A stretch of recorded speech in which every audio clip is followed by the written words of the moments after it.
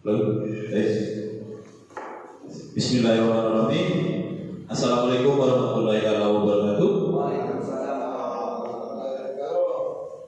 Yang saya hormati Bapak Kepala Sekolah SDN Batu 2, yang saya hormati para dewan guru beserta guru olahraga segugus 4. Syukur alhamdulillah pada pagi hari ini menjelang siang kita masih diberi kesehatan sehingga bisa bertatap muka dalam acara pembelajaran berbasis proyek komunitas belajar sekolah atau KBS PJOK. Jadi pertama-tama saya setelah mengikuti PKB ini banyak ilmu yang saya dapatkan, istilah-istilah baru dalam olahraga. Terus selama 3 bulan ini saya mengikuti PKK, ada di PJOK itu ada juga P5. Pertama saya sudah kode ada P5 di PJOK itu. Setelah mengikuti PKK ini ada, yaitu pembelajaran berbasis proyek. Kalau di kelas itu P5. Mungkin kalau P5 di SDN Batu 2 itu sudah berjalan, yaitu tentang usaha. Jadi wirausaha itu sudah berjalan. Kalau di PJOK ini, makanya saya buat program ini berapa sama juga dengan P5. Mungkin teman-teman guru sudah tahu P5 itu. P5 itu proyek penguatan profil pelajar Pancasila. Nah, di olahraga, karena saya olahraga, jadi saya mempunyai proyek juga, yaitu permainan tradisional bagi bakyak. Jadi yang saya angkat nanti itu adalah permainan tradisional bakyak, karena permainan tradisional bakyak ini sudah mulai luntur, sudah tidak ada. Itu mungkin dari teman-teman guru PJOK gugus 4 masih ada yang permainan tradisional yang diajarkan.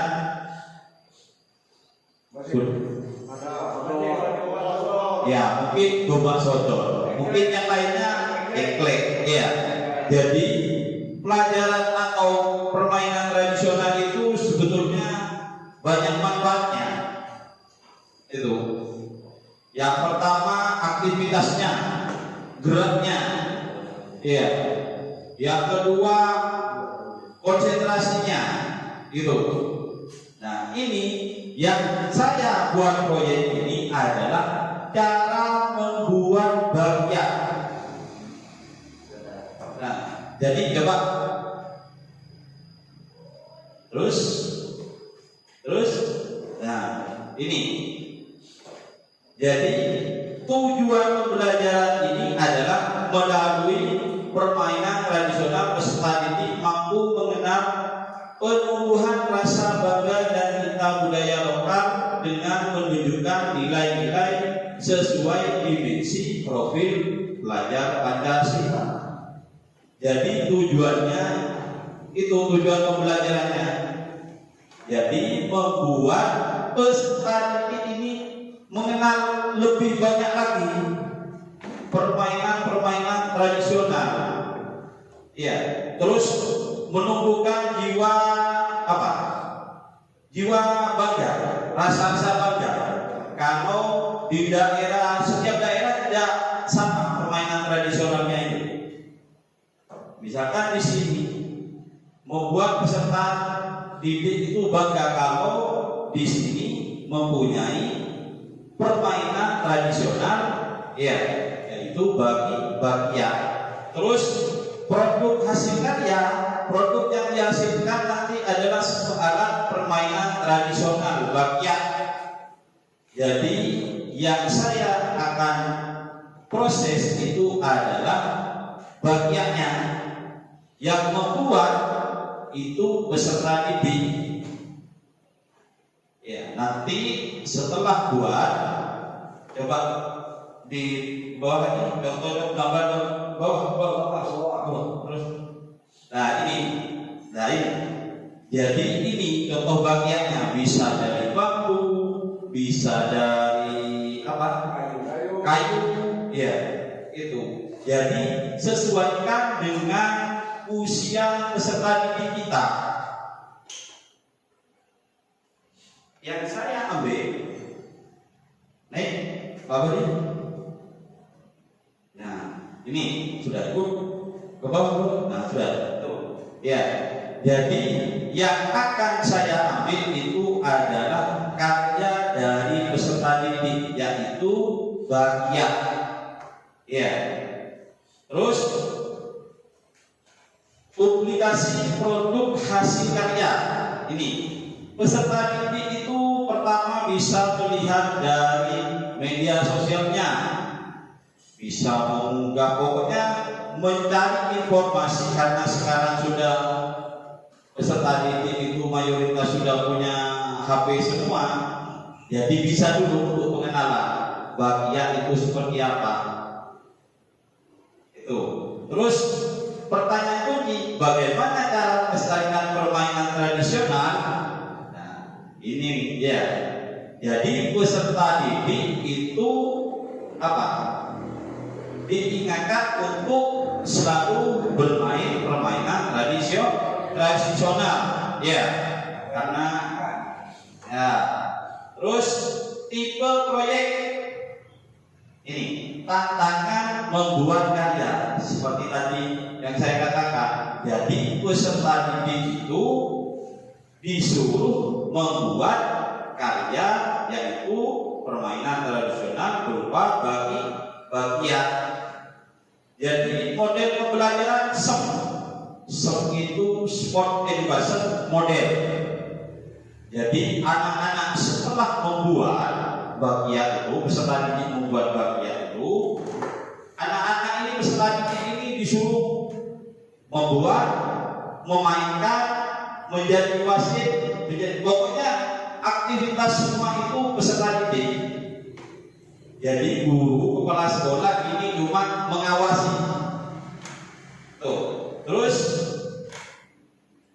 nah, waktu pelaksanaan setelah diskusi di KBS Komunitas Belajar Sekolah SD 22 ini atau KKGU gugus 4, saya menargetkan itu 4 minggu. Jadi 4 minggu yang saya targetkan. 4 minggu itu dilaksanakan setiap hari Sabtu. Jadi setiap hari Sabtu itu sudah saya lakukan proyek ini, yaitu pembelajaran berbasis proyek, yaitu membuat bagian. Terus mata pelajaran yang terlibat itu banyak. Yang pertama yang jelas sudah olahraga, karena nanti setelah membuat anak-anak aktivitasnya, ya, suruh lomba yang kelas 5, kelas 6, yang kelas rendah bisa jadi spotter, bisa jadi wasit gitu. Terus mata pelajaran dan guru kelas, jadi ada keterampilannya masuk juga, ya. Matematikanya masuk juga. Kenapa? Ngukur panjang bagian itu berapa, ya. Jadi semua mata pelajaran itu masuk. Terus kategori pembelajaran berbasis proyek sama juga dengan P5. Naik. Nah, ini karakteristik pembelajaran berbasis proyek. Jadi mata pelajaran yang videoka, mata pelajaran lainnya yang terlibat, semua mata pelajaran yang akan dilaksanakan di sekolah. Ya, peran yang terlibat kepala sekolah, tentu itu guru sama juga peserta didik. Terus lokasi bisa halaman sekolah waktu pertandingan. Terus kalau di ruangan kelas atau musola atau semuanya bisa waktu membuat bagian. Itu produk yang dihasilkan, siswa mengenal permainan tradisional dan alat permainan tradisional dan membuat alat yaitu bagian. Teknologi yang digunakan adalah laptop atau HP. Jadi masuk semua. Mungkin ada yang ditanyakan? Paham? Lanjut. Naik. Nah ini di SD baru 2 fase. Kembali lagi ke fase. Yang saya ambil itu fase E, yaitu kelas 5 dan kelas 6. Temanya adalah permainan tradisionalku, yaitu bagian tadi. Topik melestarikan permainan tradisional. Total waktu itu 4 kali pertemuan setiap hari, ya, dalam 1 minggu itu setiap hari Sabtu, ya. Terus dimensi profil pelajar Pancasila atau P5. Kalau di P5 itu mesti ada beriman, bertakwa kepada Tuhan Yang Maha Esa dan berakhlak mulia. Terus berkebinekaan global, jadi semua bisa masuk gotong royong kelompok, ya. Terus elemen dan subelemen, akhlak beragama, mengenal dan mencintai Tuhan Yang Maha Esa, mengenal, menghargai budaya, mendalami budaya dan identitas budaya, kolaborasi dan bekerja sama. Jadi semua pihak atau warga sekolah itu berkolaborasi, baik guru, kepala sekolah dan peserta didik. Terus tujuan belajar memahami berbagai kualitas atau sifat-sifat Tuhan Yang Maha Esa yang diutarakan dalam kitab suci agama masing-masing dalam menghubungkan kualitas positif Tuhan dengan sikap pribadinya serta meyakini firman Tuhan sebagai kebenaran. Tuh tujuan. Terus mengidentifikasi dan mendeskripsikan keragaman budaya di sekitarnya serta menjelaskan peran budaya dan bahasa dalam bentuk-bentuk identitas dirinya. Menunjukkan ekspresi atau harapan positif kepada orang lain dalam rangka mencapai tujuan kelompok di lingkungan sekitar atau sekolah dan rumah. Terus pembagian peran seluruh warga sekolah. Jadi seluruh warga sekolah itu mempunyai peran masing-masing. Ya. Terus aset kekuatan sekolah yang digunakan yaitu manusia. Manusianya itu kepala sekolah, guru, dan peserta didik. Aset fisik itu halaman sekolah. Aset politik kebijakan kepala sekolah itu. Jadi itu proyek yang akan saya laksanakan. Jadi makanya saya ikut PKD itu istilah-istilah itu ada. Padahal kalau di daerah dataran tinggi ini sudah dilaksanakan, cuma istilahnya belum paham, belum tahu. Padahal sudah melaksanakan. Aset itu, aset manusia itu yang apa, aset fisik itu yang apa, aset politik itu yang apa, itu. Terus ini alur pembelajaran berbasis proyek, ada alur, ada aktivitas. Jadi ini, jadi ada peluncuran proyek, ada pengumpulan informasi, ada umpan atau pengembangan dan umpan balik. Iya, tuh. Selanjutnya ini alur pembelajaran berbasis proyek, yaitu ada alur, ada aktivitas, yaitu ada peluncuran proyek itu, terus ada pengumpulan informasi, naik. pengembangan dan umpan balik, naik lagi, terus presentasi. Coba lagi. Nah ini cukup.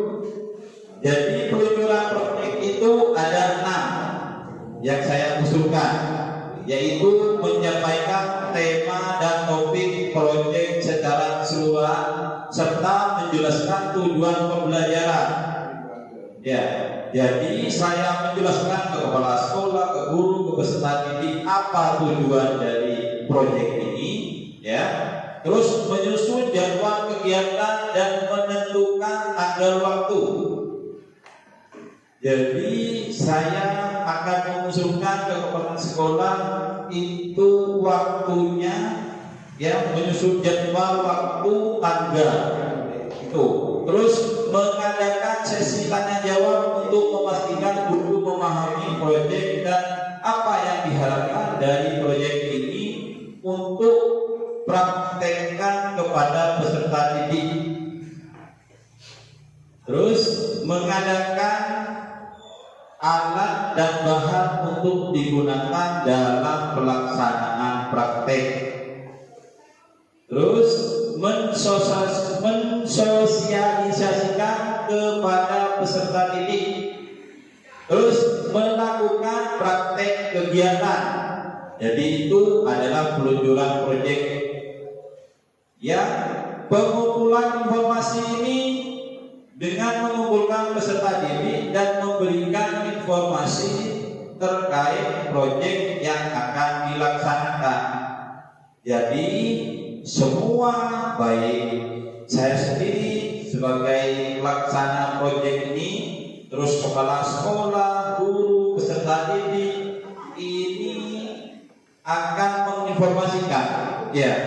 Terus pengembangan dan umpan balik dengan menggunakan pembelajaran berbasis proyek kepada peserta didik dan memberikan umpan balik yang efektif, diharapkan peserta didik mampu menumbuhkan bangga dan cinta budaya lokal dalam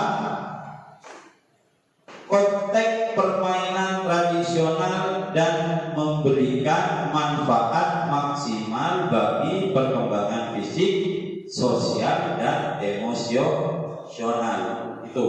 Jadi umpan baliknya itu perkembangannya anak-anak itu atau peserta didik itu bisa membuat karya, terus fisiknya juga waktu bermain, sosialnya juga bisa waktu membuat karya, ya, emosionalnya juga bisa, ya, melatih kekompakan. Karya itu dimainkan sampai 3-4 anak, ya. Terus presentasi setelah mengadakan sesi diskusi dengan warga sekolah, selanjutnya mensosialisasikan kepada peserta didik dan melanjutkan proyek yang sudah direncanakan. Selanjutnya akan dilaksanakan dalam aksi nyata dengan menggunakan pembelajaran model SEM, Sport Education Model. Jadi kalau sudah selesai semua, ya, baik jadwalnya sudah ketemu, terus harinya sudah ketemu, sudah buat selesai semua. Nah, ini terakhir. Jadi anak-anak ini dia disuruh, peserta didik ini disuruh melaksanakan sudah perlombaan tradisional Bakia itu. Jadi guru kepala sekolah, ya, itu sebagai penasehat dan penanggung jawab. Jadi anak-anak sudah peserta didik mulai dari yang lomba, yang ini kan dari kelas 5, kelas 6 fase C yang saya ambil. Jadi anak-anak kelas 5, kelas 6 ini sudah yang membentuk peraturannya, yang membuat perlombaannya, yang membuat peraturannya itu. Jadi model SEM ini adalah aktivitas peserta didik semua. Jadi guru dan kepala sekolah cuma mengawasi sudah. Anak-anak belajar apa? Aktif. Jadi belajar aktif, peserta didik itu aktif, kritis, pokoknya bergerak sudah. Terus ada lagi? Sudah? Nah, itu terakhir. Jadi terus ke bawah. Nah, cukup. Nah, jadi itu proyek yang saya akan lakukan ya dalam waktu dekat ini, yaitu permainan tradisional Tubagiat. Ada yang ditanyakan? Mengenai peralatan itu bagaimana nanti, siapa yang menyiapkan dan dari mana sumbernya? Untuk peralatannya ya, peralatan itu dari dana BOS bisa juga. Nah, nanti saya sebagai pelaksana proyek itu membeli bahan seperti kayu, bambu. Setelah itu dibawa ke sekolah, anak-anak disuruh membuat itu. Jadi itu dari dananya itu dana BOS. Terus ada lagi? Tanyakan, kalau misalnya pembuatan alat itu menggunakan dana BOS, berarti apakah itu bisa dijadikan aset sendiri atau aset di mana, Kak? Kalau dana BOS kan tentunya masuk ke aset sekolah itu nanti. Jadi buat inventaris sekolah. Anak-anak yang kelas yang lainnya bisa mencoba juga, gitu. Sudah? Bagaimana? Teman-teman yang lain? Cukup. Jadi apa? Proyek yang saya lakukan ini adalah permainan tradisional, ya. Jadi mencakup semua, itu. Sudah? Ya, jadi dari saya cukup ini. Terima kasih. Assalamualaikum warahmatullahi wabarakatuh.